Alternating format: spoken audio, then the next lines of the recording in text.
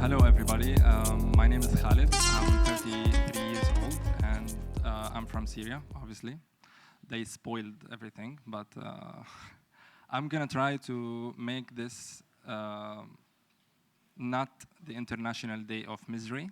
It, so please, I mean, just for you, yeah, maybe at the end, but it's actually a very, very long story. And as Roger said, I just got to meet him yesterday. So we quickly were talking about these things, what I've been through. Even though I noticed every time I talk about it, it just comes out in a different way. So let's go from the start. I was in Syria, let's say 2010, before the war, and I was just studying in the university. I was doing a great job in the computer department as a career. So, and I was interested in art. I studied theater a little bit, cinema for like a year. Then my family, of course, they said, please, try to pick something else.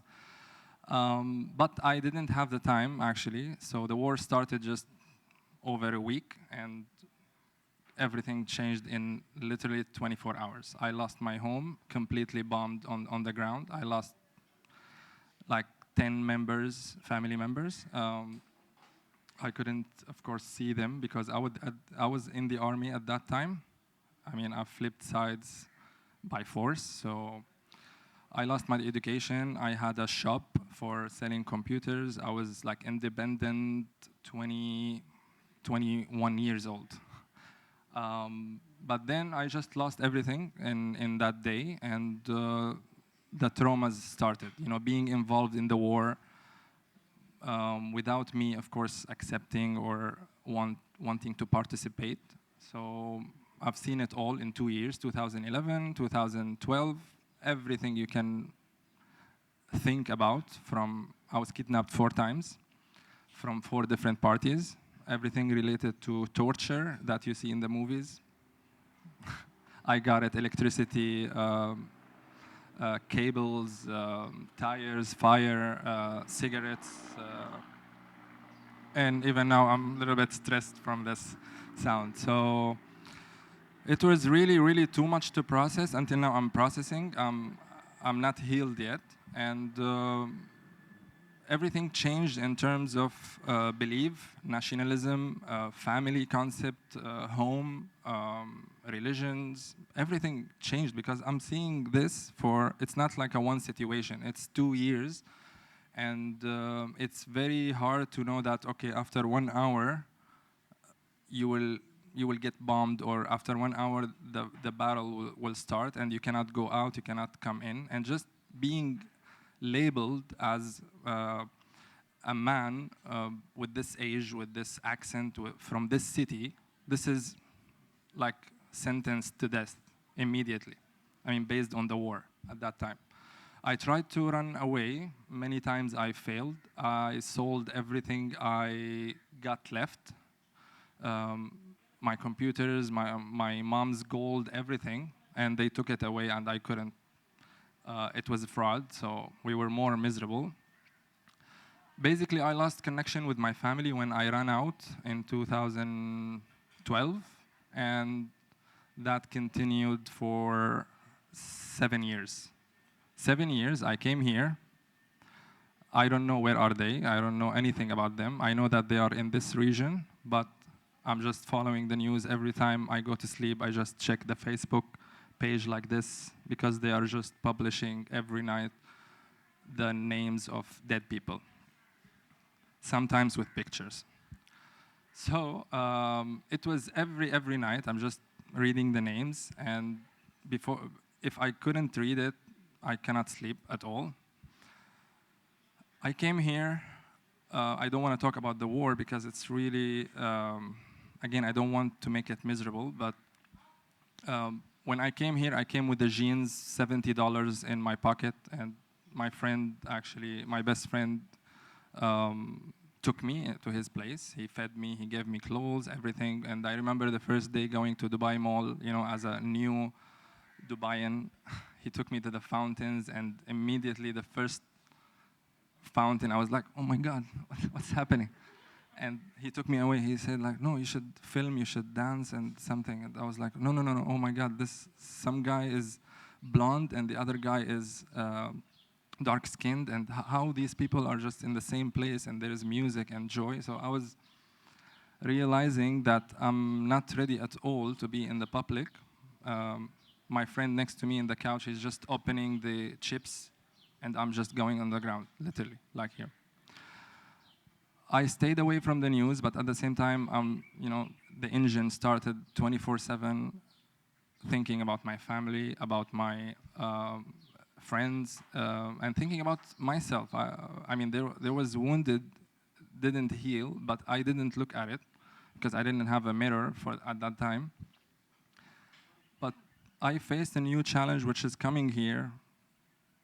As I told you, I lost my education, so I couldn't like start from somewhere, and papers and everything. That was completely a struggle. Without my friend, I couldn't even eat at all. So, of course, I applied. The visa was hard for, of course, the Syrian nationality. I tried for 2 years. Here, I have no place to go. I will never be able to go back to Syria until now. And I started photography, which I will share later on, how it changed my life. Started photography just psychologically. I wanted to create scenes, different scenes or frames from the ones I saw. Because again, I saw it all, everything you can just imagine, beheading, children dead, decapitation. I mean, it was really intense. Until now, I remember things, but I don't dare to think about it myself. Everything can trigger. Even the balloon now, if I'm just looking at them, if one of them pops out, I'm running from here. No, I'm kidding. So I started here again with nothing, no connection. My family doesn't know that I'm here. They don't know where am I, because in these 2 years in Syria, I moved away from my town to another town. I just couldn't come here, of course, straight. It was very life experience. You know, I was kidnapped by mistake, and then because I was kidnapped from one party, and I went out, so the other party kidnapped me because I was kidnapped from this party. And I was just, between here and there, and please don't kill me. I'm not a violent guy. I don't participate. I don't do anything. And the just engine kept running and running and running. Back to Dubai. In 2013, I was just borrowing cameras from my friends, not daring to go out, not daring to talk to anybody. And then my friends, of course, forced me like a new cat at home, like go out, try something new, and nothing helped. Like you said, I tried meditation, because I didn't know what's wrong with me. I didn't know, but I knew that I processed, I saw things I didn't process until now, and I'm very young, and I'm not in that mental state to process that. And of course, no help, no direction, nothing at all. And I couldn't even get it. I couldn't know where to start. Imagine 21, 23 years old when I reached Dubai, and not knowing where to start. I cannot afford psychiatry, I cannot afford psychology, and another thing that in our culture, if you are going to these places, it means that you are crazy. That's everybody. Like, even me, of course, I don't believe in it 100%, but it's built in within us. You cannot just, like, I'm going to psychiatrist, and I'm saying, what do I have to say to anybody who wants to listen? He probably needs like a month to understand. And I started in a funny way calculating that I have to pay around 15,000 dirhams just for the psychiatrist or the psychologist, just to understand or know what happened. It's a huge story. I mean, it involved love, religion, family, everything. So I decided, of course, not to in the beginning. And I kept trying with photography, with career. I was moved from, I was photographing birthday parties in McDonald's for like 150 dirhams, and I was paying the same for the transportation. I was just eager to see, like, okay, I'm safe, nobody wants to kill me today, these walls are not going to fall on my head. This went for years, and still I have no idea about my family. They were under siege, no internet, no water, no connections, and the images on the news kept just running and running, and no matter how I'm trying to avoid it, I couldn't, just because the contrast between, life here and back in Syria, and this is your family, and you cannot just ignore it, even though it's not healthy to keep watching the news, like what's happening, this is my town, this is my grandma's wall, whatever, I need to see what happened. And it kept for 7 years exactly, less than one month before 7 years, until I knew. And at that time, I was a little bit mentally better. I was blending in here. I was doing great in photography. I had exhibitions around the world. I started to be kind of famous. I started to teach photography, and I started to get good jobs in my career, which is digital marketing. But the traumas were just part of my day all the time. I mean, panic attacks is nothing.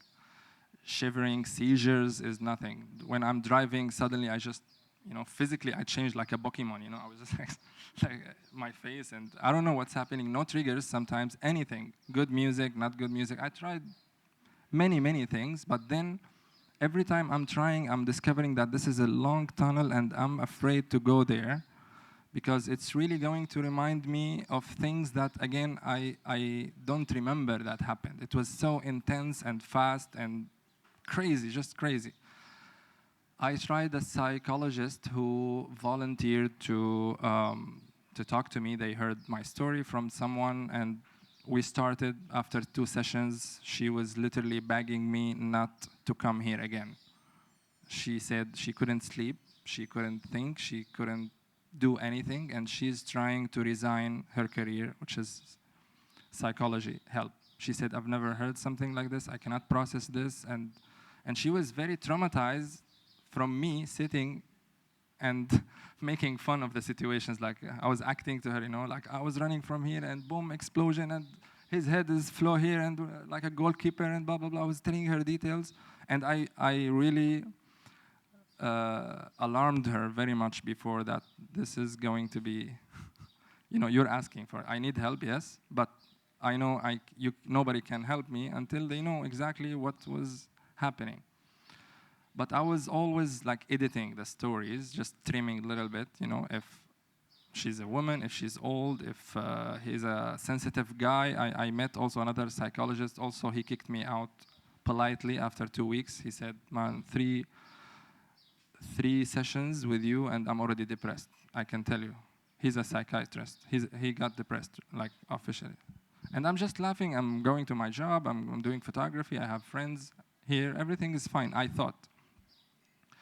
Then after all these daily traumas, and I thought like I was getting better in my career. I got promoted many times. I got good job, and I got my first car. I got my own apartment, and that was around 2017.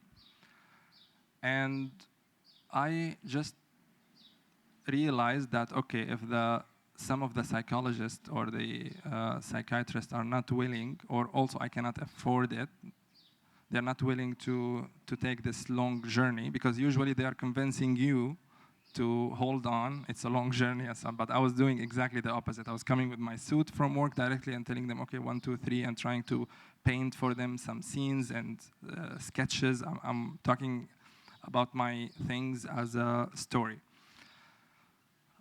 So I realized, like, let me just, it seems fine. I just sit down and I said, okay, this is my job, this is my career. I have awesome friends, I have great interests, and I'm getting good in every level. So why I'm forcing myself to realize that I'm depressed? Okay, I had issues, but that's it. I'm fine, I'm safe. Everything, day by day, you get healed yourself. But then I got to see or remember that I have a family to look at. Of course, in the background, I was always looking, checking the news, but a little bit far away because it gets me very intense, and it was daily, of course. So I knew that the siege is broken, And for the first time, I could talk to them on the phone from someone to someone to someone who went up to the mountains so he can catch some network, and I talked to them. The first call with my mom, I don't know why dad did this, because it's more, emotional, and I just couldn't say anything at all. At all. For maybe, I remember this number, 4.25. 4 minutes, 25 seconds. It's a call between me and my mom. My mom is crying, of course, and not saying anything, just like, Khaled, Khaled, Khaled, you can hear me? And I can hear her, and I'm just trying to tell her that I can't hear her, even though I hear her. But I'm all shaking, and I don't know how to talk to my mom. I mean, it's been 7 years, and everything changed. Everything changed dramatically. My mind, her mind, she was under the... I mean, I don't have a contact with them, but I know what's happening in that town. They've been exposed to chemical weapons twice. My brother was, shocked 2 times from the chemical weapons. The other brother went insane, clinically insane, the youngest one, because no school, no electricity. He was just sitting like a depressed cat, like this, facing the wall for 24/7, for 7 years. So I got all these news in like 1-2 days, and I knew that they were out, and they've been taken from some other party, from here, there, blah, blah, blah. All these details is just, I will not go through it again, because it's a happiness day. But I managed, I saw, okay, I said to myself, like, fine, now they are not safe, but at least some update happened. I can know that they are alive and who's dead, who's alive. Immediately, of course, I had a phone call from my dad, and he gave me the list of dead people in my family immediately. So imagine listening to 14, 16 dear people to you in less than 1 minute. Like, oh, no, Balo, 1, 2, 3, for dead, dead, bombed, no head. I was like, wait just a second, let me just remember his face to remember that he died. And he doesn't know. He's telling me 971, where is this number from? Where are you on Earth? Yeah, where are you on Earth? So I told him quickly, and of course the network was not good. Then I managed to re-establish the connection slowly. And once I got to convince them to send me some photos, which they reject too, and I understood later on why not, I managed to convince someone, like friends or friends of friends, to go there and try to just take a picture. I just want to see their faces or what they look like now. It's been so long, and it's not about the time, 7 years, it's about what happened in this 7 years. Because I know that they were living in a basement, like 2 floors down, rock. It's just insane. And once I saw their images, I was driving, unfortunately, and I collapsed immediately here in Sheikh Zayed Road. I went to the side, and I was shaking. I called the ambulance. I just collapsed completely. I will not describe to you visually, so it was very bad. And then I went to hospital, another hospital. I couldn't sleep, I couldn't eat. That was in 2017. I lost weight dramatically. And once my life was just being stable here in Dubai, as I told you, like an apartment, car, good salary, good job, good photography. I was traveling, exhibiting, doing interviews as a photographer. Everything just collapsed once I saw their images. And I went to a hospital. They didn't know what I have. And I was just convincing myself, like, this is physically because I'm losing weight. I mean, until now, I don't understand why the brain is refusing the idea of telling you you are depressed or you are very, very sad, let's say. I was convincing myself automatically, like, I'm telling the doctors, no, I'm not depressed, I'm fine, my job is perfect, I have a girlfriend, everything is amazing, everything is fine. I told him, go to my house and see everything is fine, why I'm like this? Long story short, I've been in 3 hospitals for 1.5 months. Every test you can imagine, they ran on me. from HIV to salmonella to everything. They scanned me all. They did some procedures expecting me to have something because nobody knew why I can't sleep, I cannot eat, and why like this. And some of them, they suggested like, you have insane depression and you need pills, you know. And I refused to acknowledge this. I said, no, I'm fine. Yeah, I know everything about my family. I had traumas at war, but I'm fine. I'm just living my life with it, and that's the past. And I'm proud of it, like I'm alive and everything is good. But the truth was not like this until one doctor came and did like brain scan, and he gave me the knockout. He just came and told me, how old are you? Of course, I was like a straw in the bed. I told him I'm 31. He said, you have a brain tumor, just right there. Told him, what? Like, this is new. I mean, I'm expecting everything, like you're telling me you're insane, you're crazy, you are weak, blah, blah, blah, but this is physical thing. He told me you have a brain, and that's why I'm asking you, because it's very rare in your age to have a tumor. But until now, we don't know what is it exactly. Benign, not benign, blah, blah, blah. They ran a lot of tests, and I got more afraid, of course, because I was responsible for 3 families until now, of course, around 24, 25 people. So test after test, and everybody's saying something different. I have no power at all. I have no decision. My mental was below zero by levels. And I was just from doctor to doctor like this. What is it? Tumor? Is it not tumor? Maybe there's something on the lens. Maybe something. And I just. And one doctor is giving me, okay, you have a tumor. This is the medication. 3 types of medication, which knocked me out. And I was going after 1 month like this, like a zombie to my work. And my manager told me, okay, this is not good. You look like an alien. And so other doctor came, he said, no, this is not tumor, this is just an empty space in your brain. I told him, it means I'm stupid, or what? Are you telling me I'm stupid? He said, no, but this is just an empty texture, maybe from stress or something. And he started to give me Xanax, 4 or 5 pills per day. And I have no idea what Xanax is. 4, I'm already physically, like I can't move. I was on wheelchair. From the trauma that doctor told me, like, you have a brain in your tumor. I was thinking about my family, my career, everything is finished, just new things.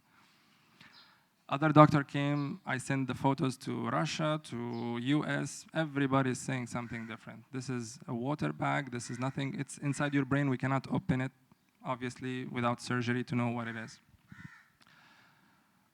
Last doctor came, he grabbed me from my ear in the Syrian way.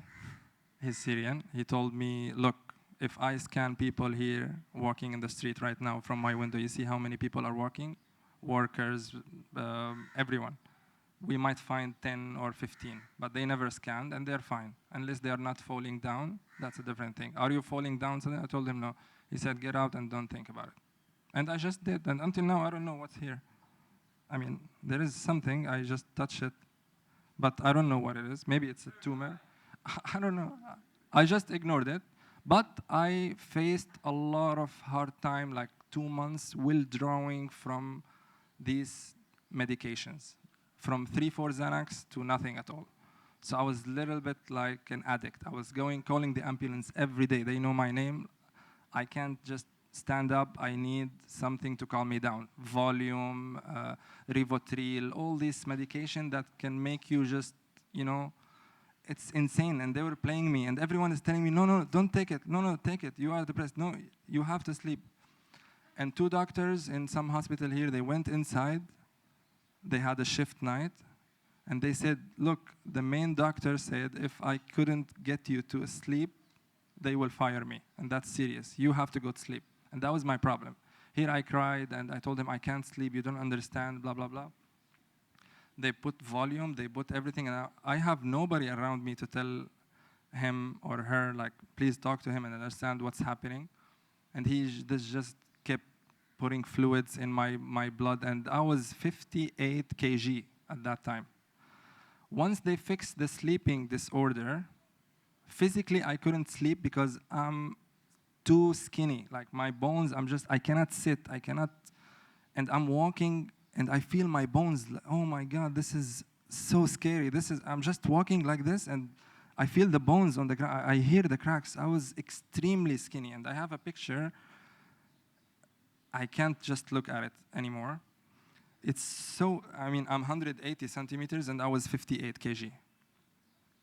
Then they were forcing me to eat and I was afraid to lose my job, blah, blah, blah. Then suddenly I had this wake-up call inside me. I realized that, okay, I will drop everything. I will face this well-draw. I went like crazy, like you see in the movies. I ruined every report, every medical test, everything. And I said, okay, I will consider it not happen. I didn't go to the hospital. I'm depressed because I saw my family. I thought about a lot of things. Everything was suppressed inside me and it didn't go out. So I changed everything without me knowing what to do exactly. And like some people spoke today, like nobody was able to tell you which path. The meditation will tell you this is the answer. I had energy healing, which they put you on a table and start whispering near your ears, and I'm just laughing so hard, like, what are you talking about? What's that? And some people are trying me. I reached the levels that I believe that this guy or this lady could help, but I'm so tired of telling the story again. Like what she's telling me, what's wrong, or tell me what happened. Yeah. Okay. Yeah, but every time, again, it comes in a different way. Like now, even, I'm not going into details, of course. I can keep, of course, talk to the morning, maybe, as you noticed. But the journey of auto-healing started, again, without no knowledge, no bath, nobody, the sun in my eye, I will go, okay, I fixed it. So I decided, okay, the first thing I have to fix is my mental state, just to be able to keep my jobs, keep providing. I have 24 people who needs to eat every day, and they have no source at all. So I was very scared, again, to lose my job. I tried to focus, and I throw every medication in the garbage. And I faced the last phase of traumas, which is withdrawing effects from everything I was taking. I went insane. I was looking at myself in the mirror. I looked like Smeagol, like, oh my God, this guy is crazy. I'm looking like, is this me? And this is what you were talking about, ego, I guess. I think it hits me at that point when I saw myself like, no, you survived all of this, especially the war thing. You can't just die now because like you're depressed, your family. And I started to correct the concepts in my head, like, okay, again, you're fine, you have a good job, all these things. And I started to reconnect with people, new people, just to try to hear new stories, try to not only make everything around me about myself. And I said, okay, I have to fix my body. This is insane. I look ridiculous, basically. So I said, okay, I will try to be vegan. So overnight, I saw a documentary and I stopped. I saw the documentary that says veganism could help you mentally because you're committed to something. And until now, I'm vegan, and I gained around 20 kg. Now I'm 74. With being vegan, I went crazy with sports. Extreme sports like these Spartan races, Tough Mudder.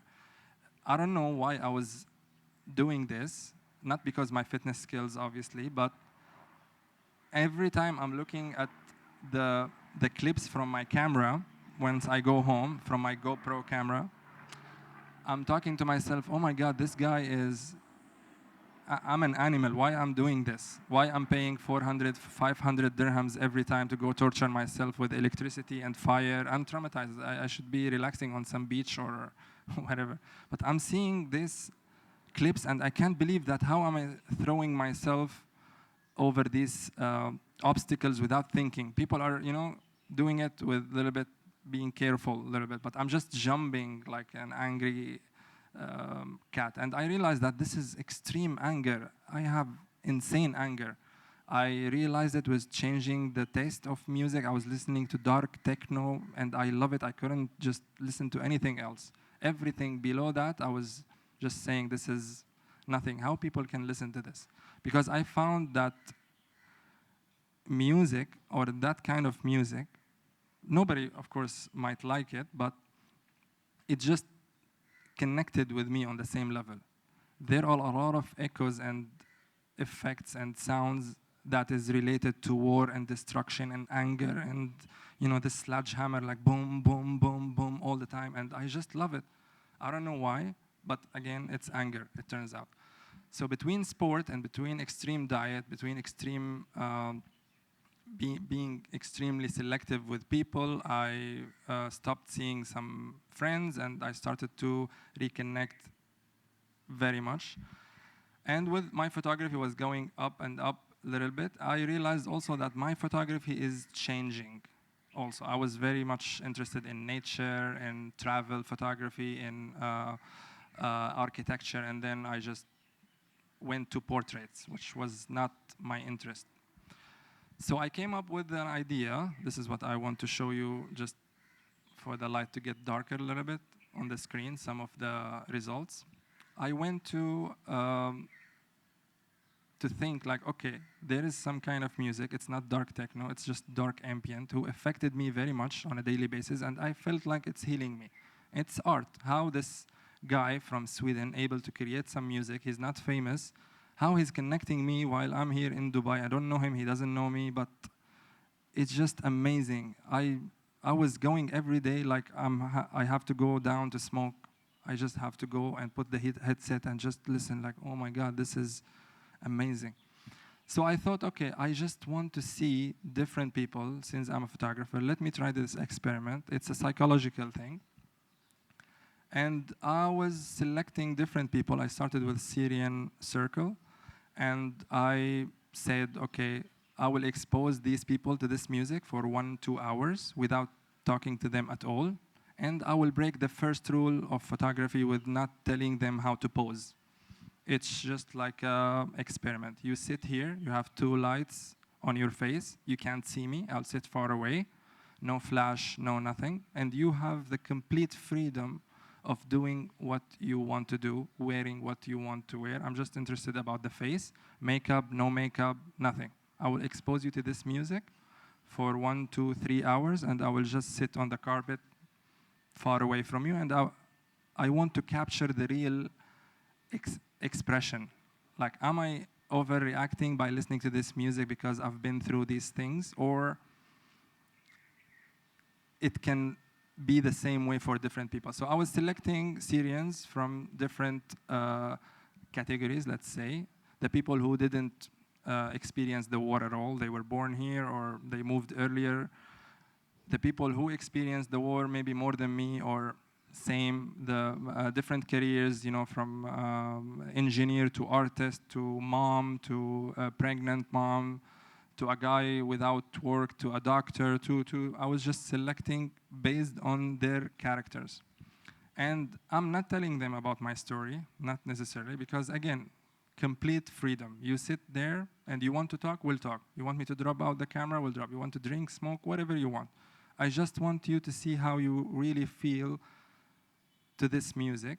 And it was like a psychological, important communication to people I know, and later on I expanded to people I don't know. When they started to hear about the project, they were telling me, please, I want to participate in this. They don't care about the photos, they care about the mood or the conversation. And it was not about my story at all. I never told them. So I was just sitting, and they were starting to talk, and I was listening. And oh my God, a lot of stories from Syria and not from Syria. I photographed Russians, I photographed Europeans, almost every nationality.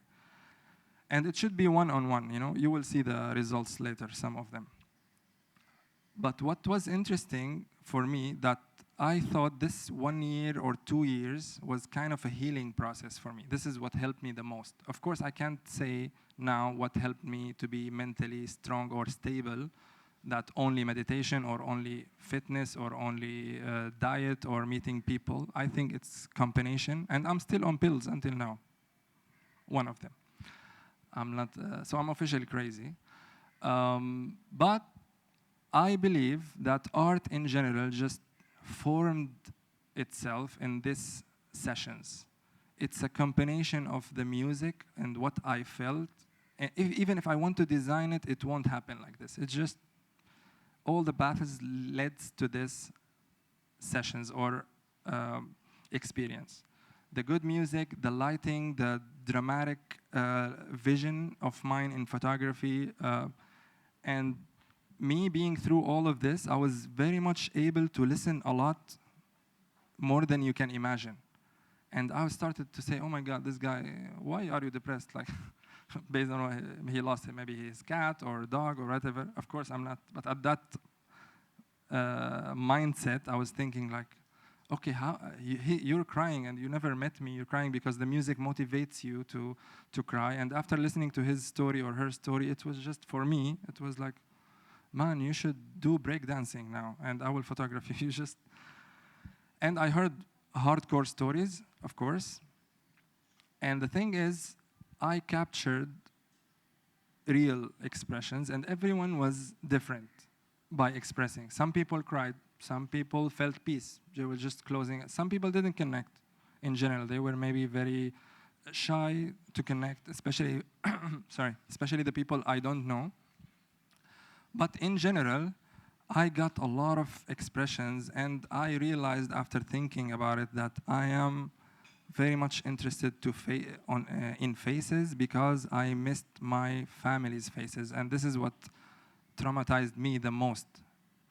Even away from me, the war, the kidnappings, everything, it was all about faces. I wanted to see the pain of my family, which they've been through, in other people's faces.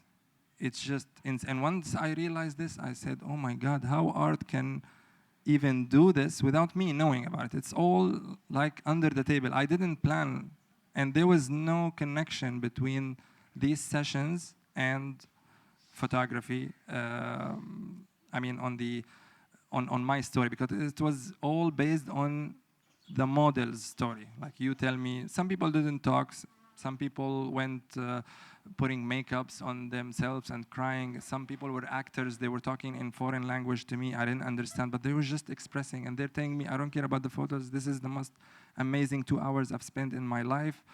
And some people saw themselves, the pictures. Oh my God, this is me. I'm not like this at all. No, this is not me. And they refused. And some people asked me to do it again, but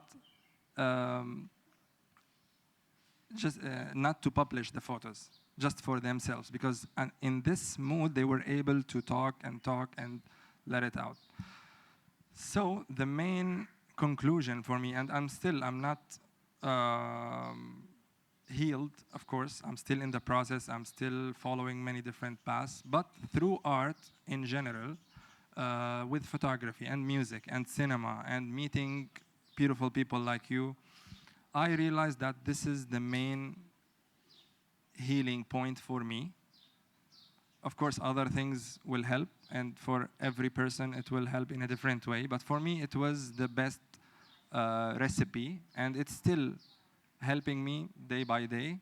And for the first time now, I speak in public about this, without, of course, again, details, because it's Happiness Day, and for you not to kick me out. Yeah, so thank you very much. I will show you the pictures after sunset, I guess, if you are interested. And you can find me on Instagram. Just Googling my name, you'll find me anywhere. Thank you very much, all. Thank you for listening. Khaled, it's Happiness Day. Oh, we have questions. Who would like to ask a question? I would like to say something, if it's okay, with my brother. I will go there if you don't mind, okay? So today we had the privilege to listen to different stories of strength from so many different people between us, right? And it just came to me right there while I was sitting and listening to my brother, and I resonate with all the stories. Today I didn't speak about my story because I didn't come here to speak about my story. I came to remind you that there is a way for you to get back to you. But one thing I feel that I need to share with you is this. All of us, no exception, we have developed extreme power and strength to go through the challenges that you all share together with us tonight. There is a trick to that we need to be aware. Again, awareness has to be there. So you see, the more strong we become, the more challenges we attract. Have you noticed that? All of you, no exception. I remember my brother, the athlete, that he was preparing himself for the Olympics, and something would come up, and the whole thing will go down to zero again and again and again and again. And this is another example. And all of you, you have the same examples, that you build your strength, you go all over the problem, you solve it, you master it, and then the universe sends you something new, bigger. Have you noticed that? So the trick is here. The more you build your strength, the more you can't get away with it. It keeps coming back. And I have the experience on the subject in my life multiple times. I started by saying that the biggest achievement that I have ever achieved in my life is to humble myself. Now that's the biggest strength. When you humble yourself, then you remove yourself that I have to be strong to face this challenge and many things that happened to my brother here and to all of you. So I would like to share with you my thought. I cannot advise you that while you're building your strength, build also your joy, being a child, being weak, not strong. Build a new energy, because that energy is getting fed all the time from your experiences. The outcome is the experience, the action, the thought process, the feeling, the belief system is what is recreating all these things. So we keep wondering, why the hell I'm still in the same stronger difficulty, challenge, whatever. I am strong. I proved it so many times. So please be aware of that. You don't need to be strong anymore. You are the strongest persons on the planet. This will not change if you don't start building something joyful. Joy can heal more than anything else.